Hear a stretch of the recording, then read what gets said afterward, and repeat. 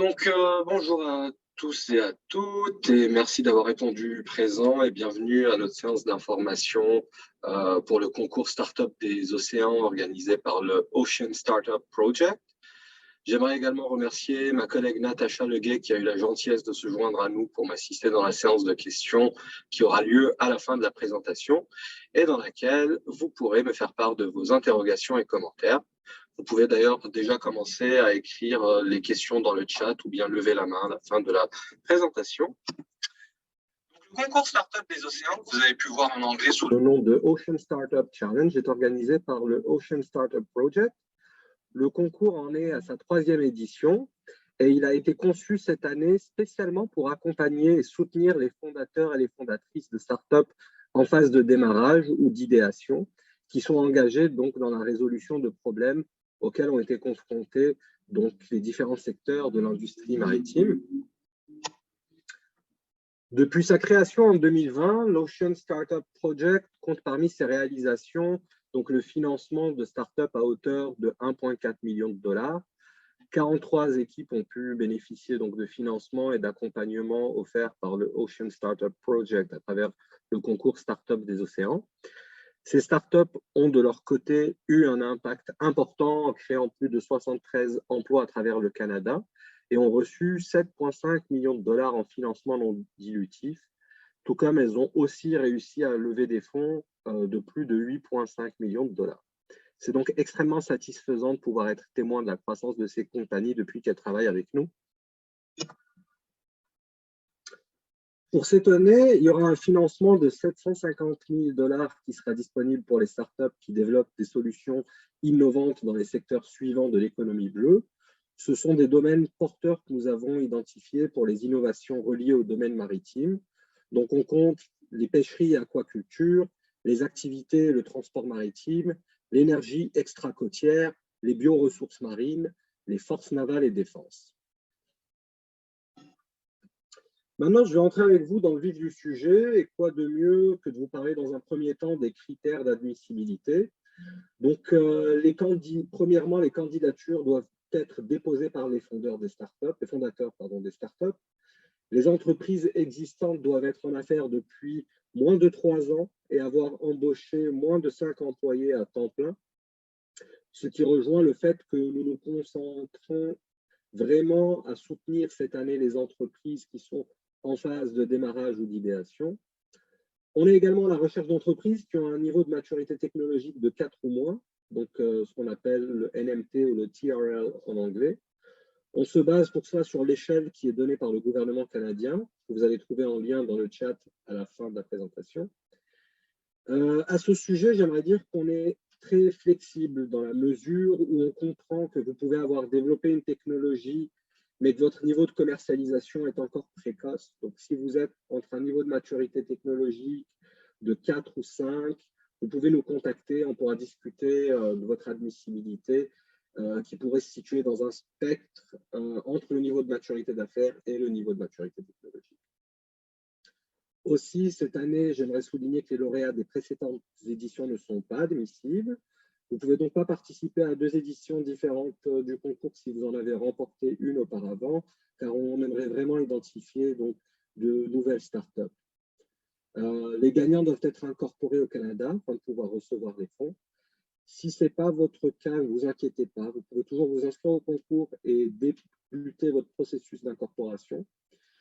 Il s'agit de pouvoir être constitué en corporation pour utiliser les fonds qui vous sont attribués. Donc, si vous êtes simplement un individu avec une idée que vous aimeriez par la suite commercialiser, vous n'avez pas encore d'entreprise, vous pouvez quand même postuler et on va considérer votre candidature comme si vous en aviez une.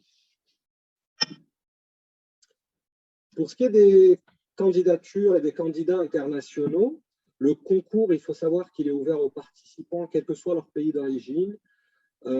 Néanmoins, les participants doivent établir une présence au Canada ou un partenariat avec une entreprise canadienne. Donc, pourquoi? Parce que les dépenses qui proviennent du financement reçu grâce au concours doivent être dépensées au Canada, que ce soit les frais de consultant ou bien les matières premières ou bien les équipements, le matériel. Bref, toutes les dépenses doivent être encourues au Canada. Les candidats internationaux doivent être en mesure de démontrer comment ils comptent tirer profit de l'écosystème des startups au Canada pour faire croître leur entreprise. Donc, pour démontrer cela, ça peut se traduire par une lettre d'appui d'un incubateur ou d'un accélérateur canadien. Ça peut être également un protocole d'entente avec une installation, un organisme, un partenaire ou un client canadien qui peut appuyer le développement de votre technologie au Canada. Enfin, les participants doivent constituer leur entreprise en corporation dans l'une des provinces ou l'un des territoires canadiens afin que les fonds puissent être remis.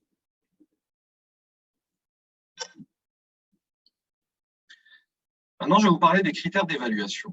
Donc, pour ce qui est des critères d'évaluation, on retient 6 aspects principaux, donc les personnes, la problématique identifiée, la solution développée, l'environnement concurrentiel, le marché, l'exécution, la mise en œuvre. Donc, pour ce qui est du premier point qui concerne les personnes, nous sommes à la recherche d'individus ou d'équipes qui sont motivés et engagés dans le succès de leur entreprise.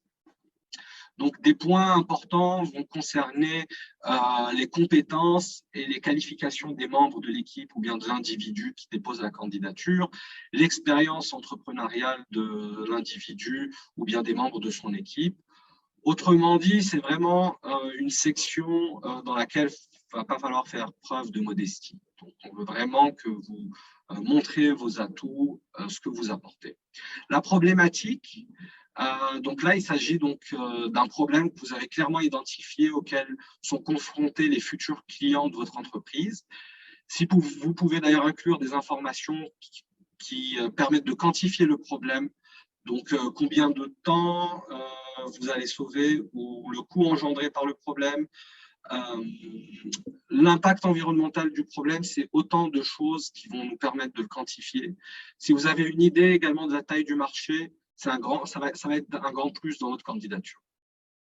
Maintenant, pour ce qui est de la solution, la solution, c'est montrer le caractère unique et la pertinence de votre produit ou de votre service, ainsi que le niveau actuel de développement et votre situation de brevetage et de propriété intellectuelle. Donc, un autre aspect sur lequel vous allez être évalué, c'est la concurrence. Donc, démontrer qu'il existe un obstacle important à l'entrée de concurrents, démontrer que vous avez un avantage compétitif durable. Par exemple, si vous avez accès donc, à une collecte de données, l'expertise de l'équipe,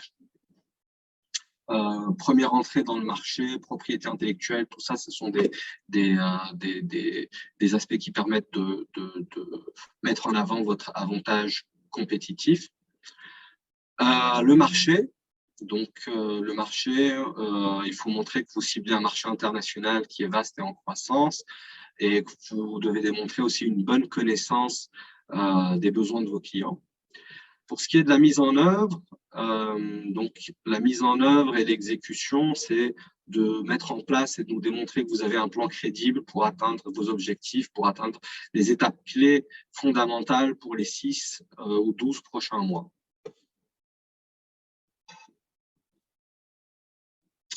Donc, quelques détails sur les prix à gagner. Donc, au niveau du financement, c'est jusqu'à 40 000 $ par gagnant, avec des prix à une moyenne de 25 000 $ par équipe. On offre un soutien au développement des affaires, donc un soutien personnalisé en finance, comptabilité, en affaires légales. Également, on offre une programmation, donc on va jumeler par exemple les lauréats avec des cadres en résidence et des mentors de l'industrie, en plus d'organiser des ateliers spécifiques. Donc, ça peut être des ateliers dans lesquels ça va être des préparations, des pitchs, et également donc, vous permettre d'avoir accès à des opportunités de réseautage. On a également des sponsors donc, qui donnent de leur temps pour les lauréats. Donc, BDO Canada est un de ces sponsors qui offre ses services en finance et comptabilité. Bearskin & Parr, c'est une firme d'avocats qui se spécialise notamment dans les questions qui touchent à la propriété intellectuelle. Je risque de mentionner ça donc, à plusieurs reprises aujourd'hui, mais la date à garder en tête, c'est celle de la date limite pour le dépôt des candidatures. Donc, le concours va rester ouvert jusqu'au 1er septembre 2022, jusqu'à 23h59, heure de l'Atlantique. Donc, c'est minuit 59, heure du Québec. Vous pouvez donc postuler, et je vous invite à le faire avant cette date, sur le site web, donc à oceanstartupproject.ca/challenge. Vous allez voir, vous allez avoir accès donc à un formulaire dans les deux langues, en français et en anglais. Le processus du concours. Donc, le processus du concours, il se déroule en 2 phases ou en 2 manches, si vous préférez. Donc, toutes les personnes qui postulent avant la date limite vont voir leur candidature examinée par le panel de juges. Tous les participants sont donc invités à postuler. Les candidatures vont être évaluées à travers donc, les critères que j'ai mentionnés précédemment et à partir donc, des réponses aux formulaires qui sont disponibles sur le site web et de la présentation vidéo. Donc, on va annoncer la liste des personnes présélectionnées le 3 octobre. Et après quoi, on va entrer donc, dans la deuxième phase du concours. Dans cette deuxième phase, c'est les 50, voire 60 meilleurs candidats qui vont participer à cette manche. Donc, le 5 octobre, on va tenir une séance d'information pour vous préparer à ces entrevues qui auront lieu donc dans la semaine entre le 14 et le 21 octobre. On va annoncer les gagnants le 27 octobre. Ça va être la date à laquelle on va également tenir un gala virtuel de remise des prix. Donc, je vais vous rappeler quelques dates clés. Là, je vais vous bombarder de dates en réalité avec cet acétate, mais on va passer très vite. Donc, le concours a été ouvert le 22 juin. Pendant tout l'été, donc du 29 juin au 31 août, on va tenir des séances d'information dans les 2 langues. Pendant tout l'été, d'ailleurs, la prochaine séance d'information en français aura lieu le 24 août prochain. J'aimerais également vous indiquer qu'on a des heures de permanence à nos bureaux entre le 22 et le 31 août, durant lesquelles donc, vous pouvez entrer en contact avec nous. On peut discuter, revoir votre candidature ensemble, voir quels sont les aspects à améliorer pour renforcer votre candidature. Et les autres dates, donc, je vous en ai déjà parlé dans la séquence précédente, donc on va pouvoir poursuivre. Donc, quelques points importants que j'aimerais également partager avec vous. Tout d'abord, je vais insister sur le fait qu'il est possible pour vous de nous envoyer un brouillon, une ébauche de votre candidature, et nous vous enverrons une rétroaction par rapport à celle-ci si vous envoyez votre brouillon avant le 26 août. Donc, n'hésitez pas à profiter de cette occasion pour avoir un feedback sur votre candidature.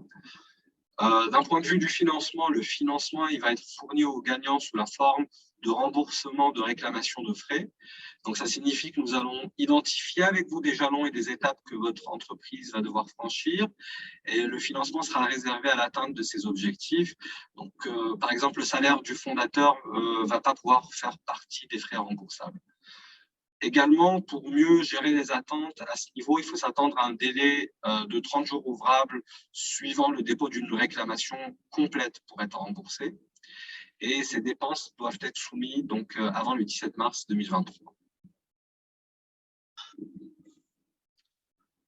Maintenant, je vais vous parler de la vidéo qui va accompagner votre candidature.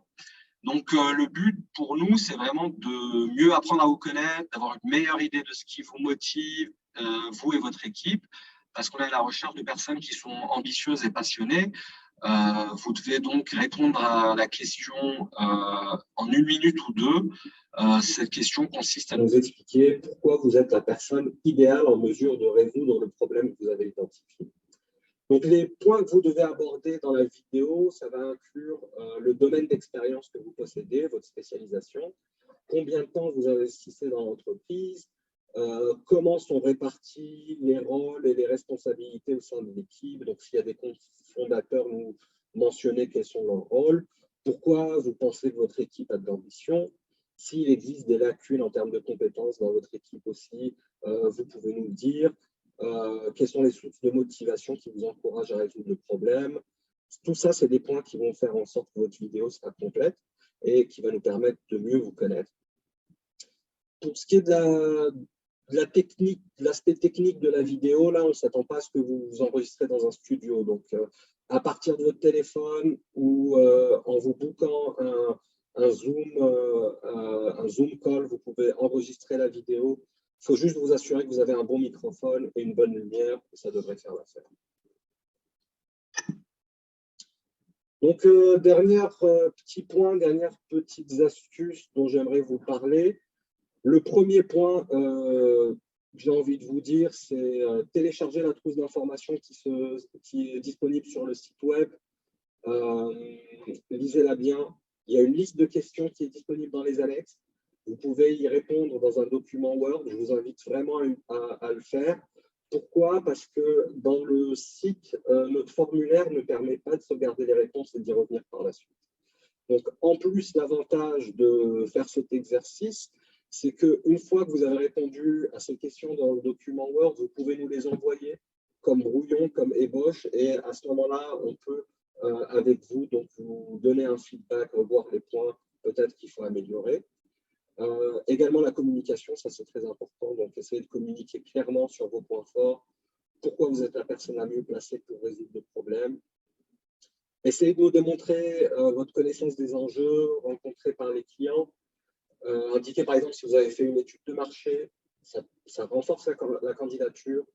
Comme je vous ai dit précédemment, si vous pouvez quantifier la problématique et la taille de votre marché, c'est également un plus. Bref, il faut fournir autant de détails que vous jugez pertinents, mais il faut le faire de manière concise. Généralement, on s'attend à ce que vos réponses ne dépassent pas 100 mots, donc essayez de rester dans ce cadre, dans cette limite-là. Insistez également sur le caractère unique de votre solution et mentionnez toutes les informations qui sont relatives donc, à la propriété intellectuelle. Donc, encore une fois, je vous invite à postuler sur le site web at oceanstartupproject.ca/challenge. Donc, la date limite, ça va être le 1er septembre. Donc voilà, j'aimerais qu'on profite de cette occasion pour qu'on reste en contact. Donc, n'hésitez pas à vous inscrire à notre infolettre. Suivez-nous sur les réseaux sociaux. Natacha va poster là sur le chat, vous allez trouver tous les liens. Donc, vous pouvez toujours m'écrire un courriel également si vous avez des questions à ilamrini@oceanstartupproject.ca. On peut réserver une heure dans nos heures de permanence et jaser donc de votre candidature. Il n'y a pas de souci à ce niveau-là. Ça va être tout pour moi. Donc, merci d'avoir pris le temps de m'écouter. Et je suis maintenant disponible pour répondre à vos questions.